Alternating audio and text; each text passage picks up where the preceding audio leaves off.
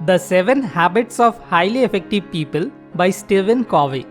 इस best selling book की habit 1 से आज मैं आपके साथ विक्टर फ्रैंकलिन की कहानी शेयर करने जा रहा हूँ।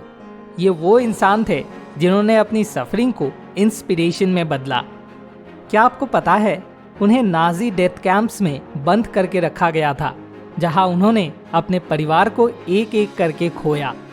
इस भयानक सिचुएशन में उन्होंने एक बहुत बड़ी सच्चाई को रियलाइज किया कि स्टिमुलस और रिस्पॉन्स के बीच में हमारी फ्रीडम ऑफ चॉइस होती है। फ्रैंकलिन ने अपनी इस फ्रीडम का इस्तेमाल अपने आप को ब्राइट फ्यूचर की तरफ बढ़ाने के लिए किया। इतने दर्द को सहते हुए वो अपने इमेजिनरी स्टूडेंट्स को पढ़ाते रहे। चाहे हालात कैसी भी हो, उनके पॉजिटिवली रिस्पॉन्स करने की चॉइस ने उनको वहाँ के जेलर से भी ज़्यादा आज़ादी दिला दी।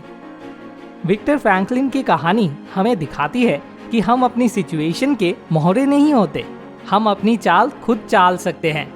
रिएक्टिव लोग एक्सटर्नल फैक्टर्स को अपने इमोशंस और एक्शंस को कंट्रोल करने देते हैं, जैसे वो किसी के हाथ की कठपुतली हो।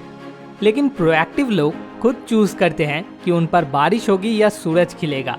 वो अपने वैल्यूज के हिसाब से चलते हैं, ना कि दुनिया की मनमानियों से। प्रोएक्टिव लोग विक्टिम माइंडसेट में अटके रहने की बजाय उन चीज़ों पर फोकस करते हैं जिन्हें वो कंट्रोल कर सकते हैं और अपनी ज़िंदगी को खुद चलाते हैं। उन्हें पता है कि ज़िंदगी चैलेंजेस और सेटबैक से भरी है और वो इन्हें ग्रोथ एंड लर्निंग की अपॉर्चुनिटी समझते हैं। अब सवाल आता है कि आप अपनी ज़िंदगी में कैसे और ज़्यादा प्रोएक्टिव बन सकते हैं। ये रहे कुछ टिप्स जो आपकी मदद करेंगे। Number 1, identify your circle of influence. Imagine करो आप एक स्टूडेंट हो जो असाइनमेंट्स, एग्जाम्स और एक्स्ट्रा करिकुलर एक्टिविटीज़ में डूबा हुआ है। वो चीज़ जिनको आप कंट्रोल नहीं कर सकते, जैसे कि एग्ज़ाम के क्वेश्चंस की डिफ़िकल्टी या टीचर का मूड, उनके बारे में चिंता करने के बजाय उन पर फोकस करो जिन्हें आप कंट्रोल कर सकते हो। अपने स्टडी शेड्यूल को अपने हिसाब से मैनेज करो, अपनी ऑसम टाइम मैनेजमेंट स्किल्स को यूज़ करो और हर दिन का बेस्ट यूज़ करो। Number 2, take responsibility. ठीक है, आपका पिछला एग्ज़ाम अच्छा नहीं गया। अपनी छोटी बहन को आपके नोट्स खराब करने का ब्लेम देने के बजाय खुद जिम्मेदारी लो। एक्सेप्ट करो कि आप अपनी एकेडमिक जर्नी का कैप्टन हो और उसे सही डायरेक्शन में ले जाओ। अपनी गलतियों को एनालाइज करो और उन्हें इम्प्रूव करने के लिए मेहनत करो। याद रखो, ये सब जिम्मेदारी लेने और अपनी गलतियों से सीखने का खेल है। Number 3, set clear goals. Imagine एक ऐसी स्टूडेंट जिसके पास कोई डायरेक्शन नहीं है और वो एमलेसली घूमे जा रहा है। वैसी स्टूडेंट मत बनो। खुद के लिए कुछ धमाकेदार गोल्स सेट करो, चाहे वो किसी मुश्किल सब्जेक्ट में टॉप मारना हो, स्टडी ग्रुप ज्वाइन करना हो या बस सेमेस्टर पास करना हो। अपने गोल्स को छोटे अचीवेबल स्टेप्स में डिवाइड करो। सक्सेस के लिए एक रोड मैप तैयार करो और उन टारगेट्स को प्रो की तरह पूरा करो। वो अकम्प्लिशमेंट्स पूरे करके आप सुपरस्टार की तरह फील करोगे। Number 4, cultivate a growth mindset. Imagine आप सिलेबस के पहाड़ के सामने खड़े हो और उसे देखकर ऐसा लग रहा है जैसे माउंट एवरेस्ट चढ़ना पड़ेगा। हार मान लेना या ये सोचना कि आप कभी उसे चढ़ नहीं पाओगे, ये बंद करो। एक ग्रोथ माइंडसेट को एम्ब्रेस करो। खुद पर विश्वास रखो। हर चैलेंज ग्रोथ के लिए एक अपॉर्चुनिटी है। अपनी लर्निंग कैप पहनो, रिसोर्सेज ढूंढो और मुश्किल टॉपिक्स का सीधे मुकाबला करो। मेरे दोस्त, आप कमाल करने के लिए ही बने हो। Number 5, practice self awareness.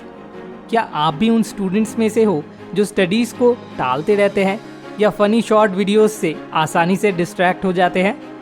हम सब इस फेज से गुजरते हैं, लेकिन अब टाइम आ गया है सेल्फ अवेयरनेस का। मेरे दोस्त, अपनी स्ट्रेंथ्स को पहचानो, जैसे कि मैथ प्रॉब्लम्स को सॉल्व करने में प्रो होना, और उन्हें अपनी एडवांटेज के लिए यूज़ करो।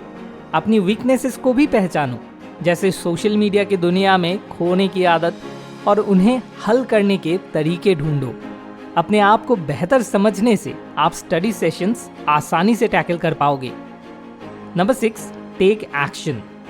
इमेजिन एक ऐसा स्टूडेंट जो सपने तो बड़े बड़े देखता है लेकिन काम कुछ ही नहीं करता।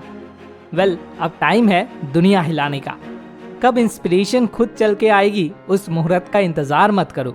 छोटे से शुरू करो, बेबी स्टेप्स लो और उसी मोमेंटम को चलाते रहो।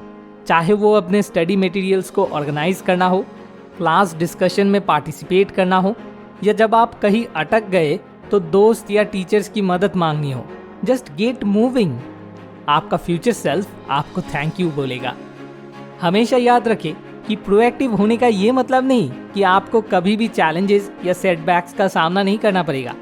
जिंदगी उतार चढ़ाव का दूसरा नाम है, पर प्रोएक्टिव होकर आप अपने आप को मजबूती और डिटर्मिनेशन से भराकर इन चैलेंजेस का सामना कर सकते हैं और अपनी किस्मत को खुद लिख सकते हैं।